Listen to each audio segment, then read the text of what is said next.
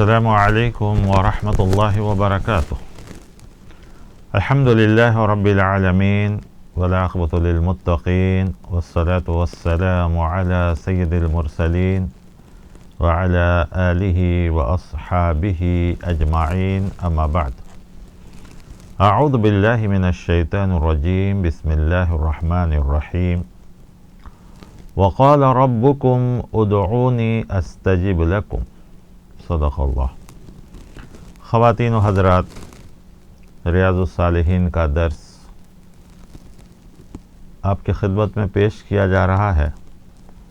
آج جو باب ہے، دعا کرنے کا حکم اور آپ صلی اللہ علیہ وسلم کی بعض دعاؤں کا بیان۔ قرآن کریم میں کئی آیتیں ہیں جس میں اللہ تبارک و تعالی دعا کرنے کا، دعا مانگنے کا حکم دیتے ہیں، یہاں تک کہ دعا کے الفاظ بھی سکھائے گئے ہیں۔ آپ صلی اللہ علیہ وسلم بھی کثرت سے دعائیں کرتے تھے، ہر چیز کے لیے آپ صلی اللہ علیہ وسلم دعا کرتے تھے، اور وہ دعائیں کتابوں میں موجود بھی ہیں، احادیث میں، دعاؤں کی کتاب میں۔ سب سے پہلی آیت جو امام نووی رحمۃ اللہ علیہ اس باب میں لائے ہیں وہ یہ، وقال ربکم، اللہ تعالیٰ فرماتا ہے تمہارے رب نے کہا، ادعونی، مجھے پکارو، استجب لکم، میں تمہاری پکار کو قبول کروں گا۔ تو اللہ تعالیٰ نے صرف دعا کرنے کا حکم ہی نہیں دیا، بلکہ یہ وعدہ بھی کیا ہے کہ میں تمہاری دعا کو قبول کروں گا۔ دوسری آیت میں اللہ تبارک و تعالیٰ کہتے ہیں، وَإِذَا سَأَلَكَ عِبَادِي عَنِّي فَإِنِّي قَرِيب، جب آپ سے یعنی محمد صلی اللہ علیہ وسلم سے کہا جا رہا ہے کہ میرے بندے میرے بارے میں پوچھیں تو آپ کہہ دیجئے کہ میں قریب ہوں۔ کس سے؟ بندوں سے، یعنی طاقت میں، قوت میں، سننے میں، مدد کرنے میں، انسان کے اعمال کو دیکھنے میں، ہر چیز میں اللہ تعالیٰ قریب ہے۔ اجیب دعوت الداعی، پکارنے والے کے پکار کا جواب دیتا ہوں، یعنی اس کی دعا کو قبول کرتا ہوں۔ اذا دعانی، جب وہ مجھے پکارتا ہے۔ پھر اس کے بعد اور ایک آیت ہے، امن یجیب المضطر اذا دعاہ ویکشف السوء، کون ہے جو پریشان حال کی پریشانی کو سنے جب اس کو پکارے اور اس کی تکلیف پریشانی کو دور کرے؟ اللہ کے علاوہ کوئی نہیں۔ تو یہ چند آیتیں ہیں، حالانکہ اس باب میں بہت سی آیتیں ہیں، لیکن یہ چند مختصر سی آیتیں ہیں جس سے پتہ چلاتا ہے، اور امام نووی رحمۃ اللہ علیہ اپنے اصول کے مطابق ان آیتوں سے ثابت کر رہے ہیں کہ دعا کرنے کا حکم ہے، اور دعا جب کی جاتی ہے تو اللہ تعالیٰ اس کو قبول کرتے ہیں۔ اب دعا آپ صلی اللہ علیہ وسلم کیسے کرتے تھے؟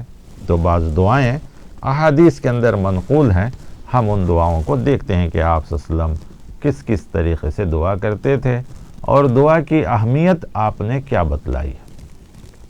سب سے پہلی ایک حدیث ہے جو حضرت نعمان بن بشیر رضی اللہ تعالی عنہ سے روایت ہے۔ کہتے ہیں کہ نبی اکرم صلی اللہ علیہ وسلم نے فرمایا، الدعاء هو العبادہ، دعا عبادت ہی ہے، یا کہہ سکتے ہیں کہ دعا ہی عبادت ہے، یعنی عبادت ہم جو کچھ کرتے ہیں اس میں بھی دعا ہے، اور جو دعا ہم کرتے ہیں وہ بھی عبادت ہے۔ جس طرح فرض نماز، سنن، نوافل عبادت ہیں، حج، زکوٰۃ، روزہ، صدقات، خیرات، تو دعا بھی ایک عبادت ہے۔ تو گویا آدمی کو یہ دعا کرنی چاہیے۔ بعض روایتوں میں اور بھی حدیث آئی ہے کہ کہا گیا کہ دعا عبادت کا مغز ہے، جو ریاض الصالحین میں نہیں ہے، دوسری کتابوں میں یہ عبادت بھی آئی ہے۔ تو اس سے پتہ چلا کہ آدمی اپنی عاجزی، بے چارگی، کمزوری اللہ تعالیٰ کی قدرت کے سامنے پیش کرے، اور اس کو ایسے طریقے سے پیش کرے کہ اللہ سب کچھ دینے والا ہے اور ہم لینے والے ہیں۔ ہم مانگ رہے ہیں، وہ قبول کر رہا ہے، ہم لے رہے ہیں، وہ دے رہا ہے، اسی کے پاس ہر چیز کی ملکیت ہے اور ہم خالی ہاتھ ہیں۔ لہذا دعا کرنی چاہیے، اور یہ دعا بھی عبادت میں شامل ہے۔ دوسری حدیث ہے جس کے راوی حضرت انس رضی اللہ تعالیٰ عنہ، یہ انس رضی اللہ عنہ وہ ہیں جو 10 سال پیارے نبی صلی اللہ علیہ وسلم کی خدمت کیے تھے۔ ان کی ماں نے ان کو آپ صلی اللہ علیہ وسلم کی خدمت میں پیش کر دیا تھا۔ تو وہ کہتے ہیں کہ قال کان اکثر دعاء النبی صلی اللہ علیہ وسلم، کہ آپ صلی اللہ علیہ وسلم اکثر جو دعا کرتے وہ یہ ہے کہ اللہم آتنا فی الدنیا حسنۃ وفی الآخرۃ حسنہ وقنا عذاب النار، رواہ متفق علیہ، یعنی بخاری و مسلم دونوں میں روایت ہے کہ آپ صلی اللہ علیہ وسلم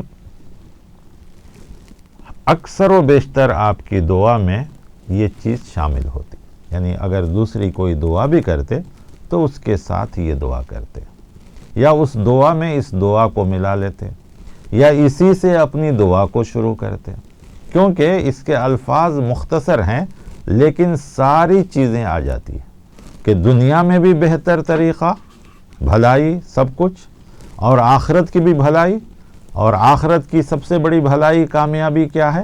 جہنم سے بچا لے۔ تو 3 چیزیں جو سب سے بہتر ہے وہ تینوں چیزیں اس دعا میں جمع کر دیا گیا۔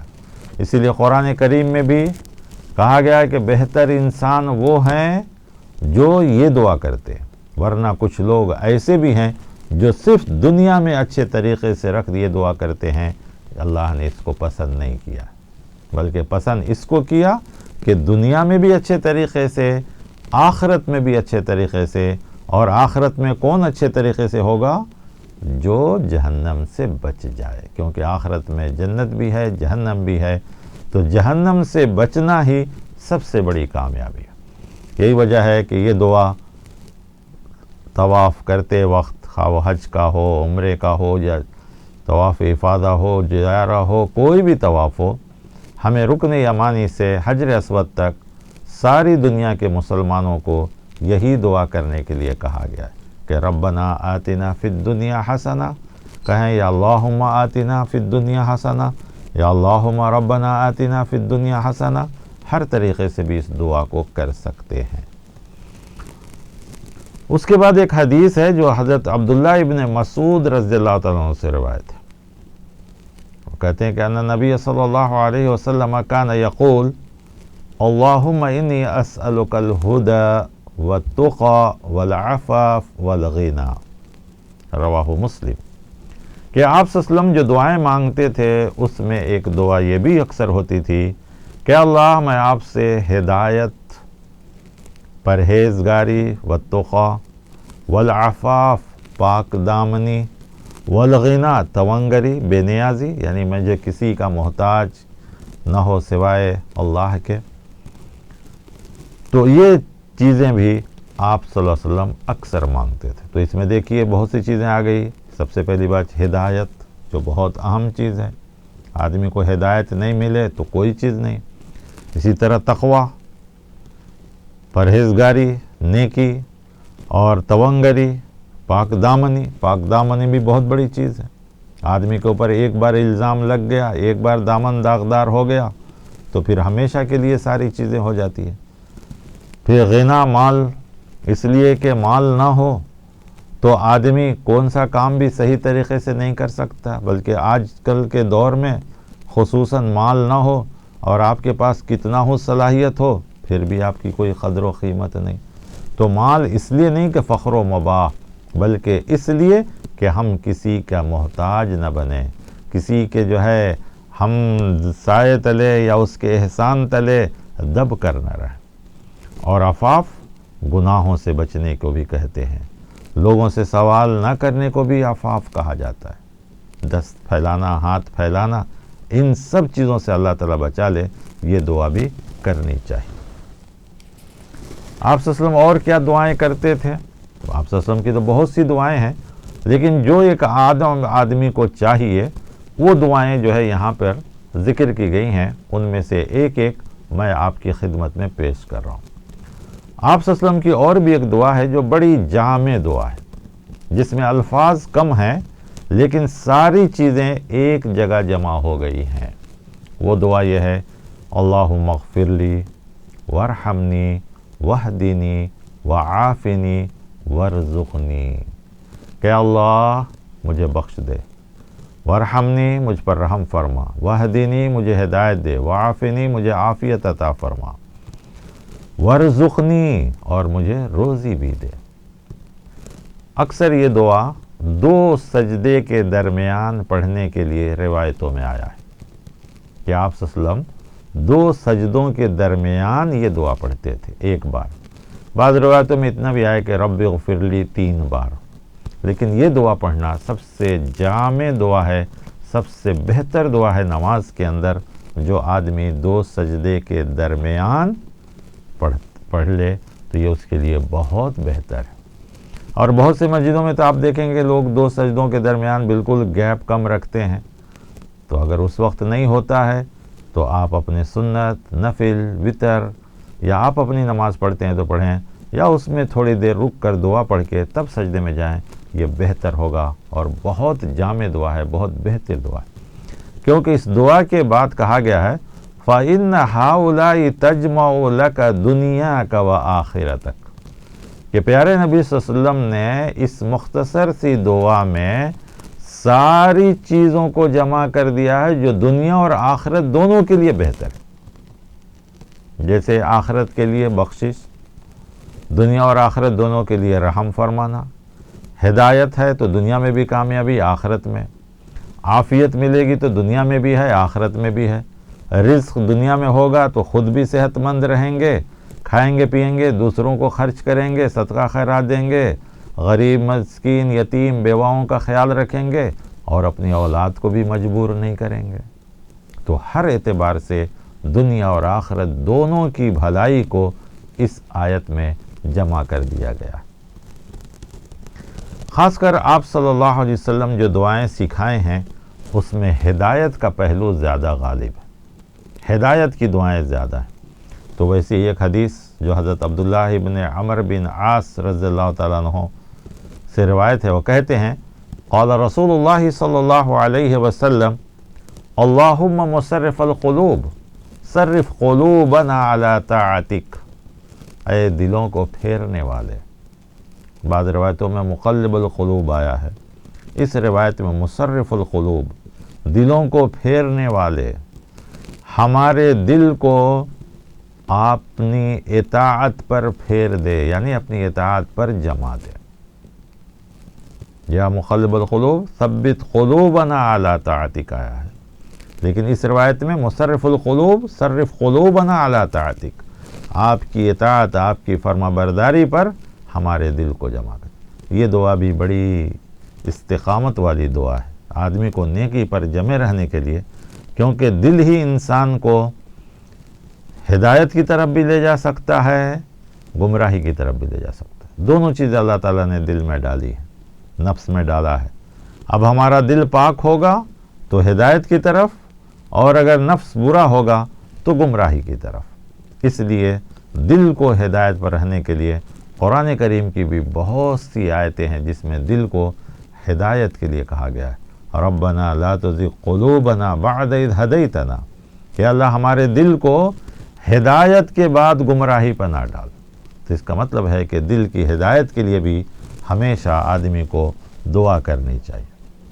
اسی طرح اللہ کے رسول صلی اللہ علیہ وسلم اپنے دین کے لیے، دنیا کے معاملات کے لیے، عزت و عفت کے لیے بھی دعا کرتے تھے۔ جیسے ایک راوی ہیں جو ابو ہریرہ رضی اللہ عنہ ہیں، آپ صلی اللہ علیہ وسلم دعا کرتے تھے اللہم اصلح لی دینی الذی ہوا عصمت امری، اے اللہ میرے دین کی درستی فرما دے، یعنی مجھے جو دین دیا ہے اس دین پر مجھے صحیح طریقے سے قائم رہنے کی توفیق عطا فرما۔ کیوں؟ اس لیے کہ جو میرے معاملات زندگی ہیں وہ اسی سے ہیں۔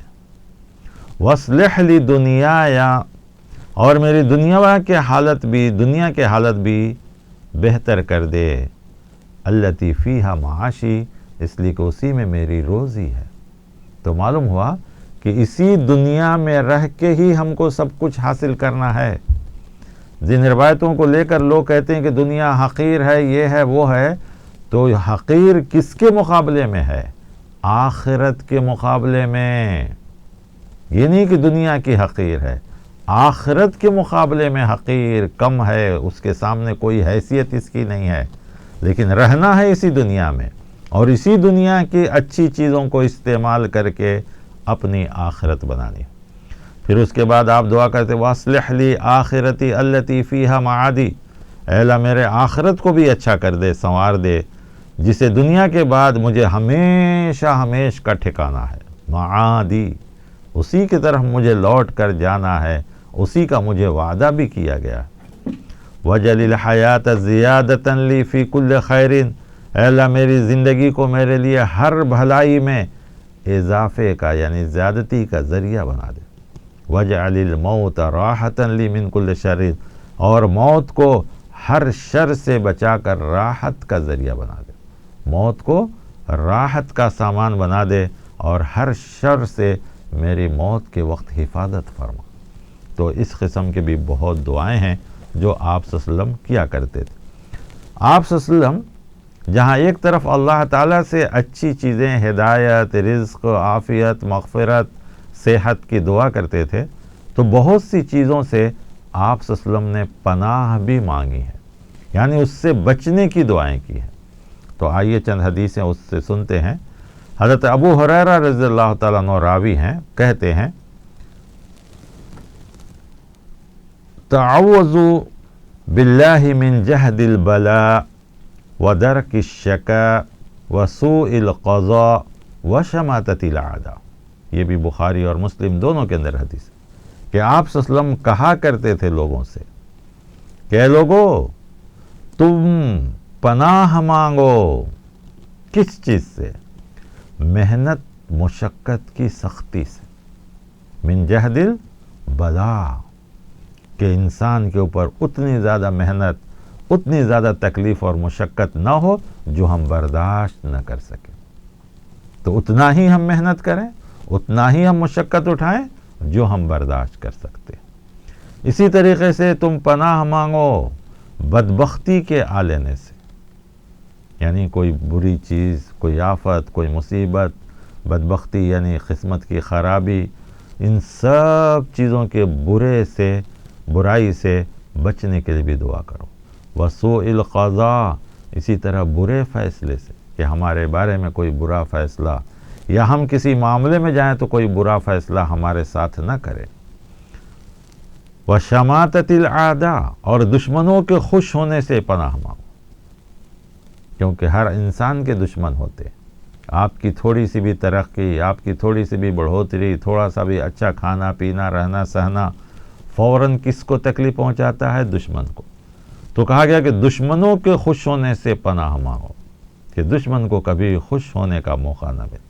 مطلب اللہ ہمیں دے یا کچھ بھی کرے، یا ہمیں آزمائش اور مصیبت میں ڈالے، تو کم سے کم دشمن ہم پر نہ ہنسے، دشمن ہماری تکلیف یا مصیبت میں اور زیادہ اضافہ نہ کرے، ایسے المناک حادثے سے بچا لے، یا ایسی بیماری سے بچا لے، یا ایسی تکلیف سے بچا لے، یا آفت سے بچا لے جسے دیکھ کر دشمن خوش نہ ہو۔ آپ صلی اللہ علیہ وسلم جن جن چیزوں سے پناہ مانگے ہیں وہ تقریباً 35 کے قریب ہیں۔ ان میں سے چند چیزوں کا یہاں ذکر ہے، جیسے ان میں سے اور بھی ہے، اللہم انی اعوذ بک من العجز، عاجز ہونا کسی کے سامنے، یا کسی کام کی وجہ سے، یا کسی بات کی وجہ سے، یا صحت اور دولت، یا کسی بھی چیز میں ہم کسی کے سامنے عاجز نہ ہو سوائے اللہ کے۔ والکسل، اور سستی سے. آپ دیکھیے اللہ کے رسول صلی اللہ علیہ وسلم کس چیز سے پناہ مانگ رہے ہیں؟ سستی سے، لیزی پن. ایک مومن کے لیے یہ لائق ہی نہیں ہے. سستی، کاہلی، لیزی پن مومن کے لیے ہے ہی نہیں. آپ صلی اللہ علیہ وسلم یہ دعا صبح و شام مانگتے تھے کہ اللہ مجھے سستی سے بچا لے، کاہلی سے بچا لے، والجبن، اور اسی طریقے سے مجھے بزدلی سے بچا لے. مجھے حق پر قائم رکھ، حق پر قائم رہتے ہوئے کبھی مجھے بزدل نہ بنا.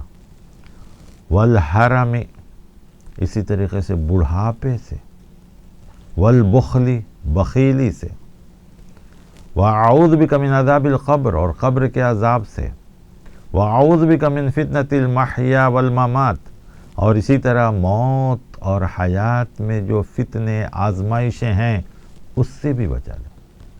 اسی میں وَفِتْنَةِ الْمَسِيحِ الدَّجَّالِ بھی آیا ہے کہ دجال کے فتنے سے. اسی طریقے سے وَذَلْعِ الدَّيْنِ، قرض کے بوجھ سے. اللہ اکبر، قرض سے بھی آپ صلی اللہ علیہ وسلم پناہ مانگتے تھے. اور یہ دعائیں ہمیشہ آپ فجر کے بعد، فرض نمازوں کے بعد پڑھتے تھے. ان ساری چیزوں سے پناہ مانگتے تھے. وَذَلْعِ الدَّيْنِ، قرض کے بوجھ سے. قرض خود ایک بری چیز ہے، لیکن اگر آدمی اس کے بوجھ تلے دب جائے تو یہ اس سے زیادہ برا ہے. تو آپ قرض کے بوجھ سے بھی پناہ مانگتے تھے. وَغَلَبَةِ الرِّجَالِ، اور اسی طرح مردوں کے ظلم سے. تو کیا عورتوں کے ظلم سے نہیں بچنا چاہیے؟ نہیں، مرد اور عورت سب کے ظلم سے، کہ کوئی ہمارے ساتھ ظلم نہ کرے، کسی کا ہمارے اوپر غلبہ نہ ہو، کوئی ہمارے اوپر ہم کو غلام نہ بنا کر رکھے. آپ صلی اللہ علیہ وسلم ان سب چیزوں سے پناہ مانگتے تھے. اسی طرح آپ جو پناہ مانگتے تھے اس میں سے ایک اور بہترین دعا ہے جو آپ صلی اللہ علیہ وسلم نے صحابہ کرام کو سکھایا اور کہا کہ چاہو تو اس کو نماز میں رکھ لو، اور اس کو دعائے معصورہ کہا جاتا ہے. حضرت ابو بکر رضی اللہ تعالیٰ عنہ کو آپ نے سکھایا، اور حضرت ابو بکر رضی اللہ عنہ ہر نماز میں درود کے بعد پڑھا کرتے تھے. کیا دعا ہے وہ؟ اللہم انی ظلمت نفسی ظلما کثیرا، اے اللہ میں اپنے نفس پر بہت ظلم کر لیا. ولا یغفر الذنوب الا انت، اور نہیں ہے گناہوں کو معاف کرنے والے سوائے آپ کے. فاغفر لی مغفرۃ من عندک، اے اللہ مجھے آپ اپنی مغفرت کے ذریعے معاف کر دے. اللہ اکبر. یہ نہیں کہ میری عبادت کی وجہ سے، یا میں نبی ہوں اس کی وجہ سے، یا میں ذکر و اذکار کر رہا ہوں اس کی وجہ سے، نہیں، بلکہ آپ اپنی مغفرت کی وجہ سے مجھے معاف کر دی. اللہ اکبر. کہ مغفرت کے بدلے آپ کی جو خاص مغفرت ہے اس کے ذریعے سے مجھے بخش دیجیے. ورحمنی، اور مجھ پر رحم فرمائیے. انک انت الغفور الرحیم، بے شک آپ بخشنے والے، رحم کرنے والے. تو اس کو دعائے معصورہ کہا جاتا ہے جو پیارے نبی صلی اللہ علیہ وسلم حضرت ابو بکر صدیق رضی اللہ عنہ کو سکھائے، اور وہ دعا ہر فرض نماز کے بعد، درود کے بعد حضرت ابو بکر رضی اللہ عنہ پڑھتے تھے. ہمیں اور آپ کو بھی پڑھنی چاہیے. اسی طرح آپ صلی اللہ علیہ وسلم جن چیزوں سے پناہ مانگے ہیں ان میں سے اور بھی چند چیزیں ہیں جو آپ سماعت فرمائیے. آپ صلی اللہ علیہ وسلم دعا کرتے وقت یہ بھی ایک بڑی اہم دعا کرتے تھے. اللہم انی اعوذ بک من شر ما عملت ومن شر ما لم اعمل، اے اللہ میں پناہ مانگتا ہوں آپ کے ذریعے حش اور شر سے جو میں نے کیا. حالانکہ آپ صلی اللہ علیہ وسلم سے شر کا ہونا ناممکن ہے، لیکن آپ نے امت کو سکھانے کے لیے یہ سب دعائیں کی. تو جو شر مجھ سے ہو گیا ہے اس سے بھی، وَمِن شَرِّ مَا لَمْ أَعْمَلْ، اور اس شر سے بھی جو میں نہیں کر سکا. اللہ ہمیں دونوں شر سے محفوظ فرمائے کہ جو نہیں کر سکا ہوں آئندہ نہ کرنے کے لیے، اور جو ہو گیا ہے اس کی معافی کے لیے. پھر اسی طریقے سے آپ صلی اللہ علیہ وسلم اور بھی ایک بہت بڑی ترین دعا جو آپ اللہ کے ذریعے پناہ مانگتے تھے، یہ اللہم انی اعوذ بک من زوال نعمتک، اے اللہ میں آپ کے ذریعے پناہ مانگ رہا ہوں. کس چیز سے؟ جو نعمت آپ نے دی ہے اس کے برباد ہونے، ختم ہو، یعنی وہ ختم نہ ہو، وہ زائل نہ ہو، برباد نہ ہو. وہ نعمت ہمارے ساتھ ہمیشہ رہے۔ کون سی نعمت؟ بہت سی نعمتیں، رزق کی نعمت، صحت کی نعمت، جسم میں جو اعضاء ہیں یہ سب نعمت ہے، ایک ایک سانس نعمت ہے، ایک ایک قطرہ پانی نعمت ہے، ایک ایک رزق نعمت ہے، صحت نعمت ہے۔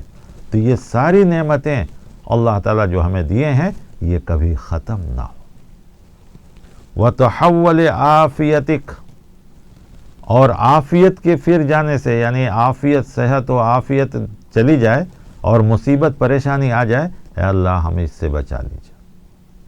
وَفُجَاءَةِ نِقْمَتِكَ، اور اچانک کی گرفت پکڑ سے، اچانک کی کسی پکڑ سے یا گرفت یا مصیبت سے اے اللہ ہمیں بچا دے۔ وَجَمِيعِ سَخَطِكَ، اور میں پناہ مانگتا ہوں آپ کے ہر قسم کی ناراضگی سے، کہ آپ کبھی ہم سے ناراض نہ ہو، خواہ وہ جس راستے سے آپ ناراض ہوتے ہوں، ہر اس راستے سے یا جس عمل سے آپ ناراض ہوتے ہیں، اس عمل سے یا جس طریقے سے آپ ناراض ہوتے اس طریقے سے اے اللہ ان سب چیزوں سے آپ مجھے بچا دیجیے۔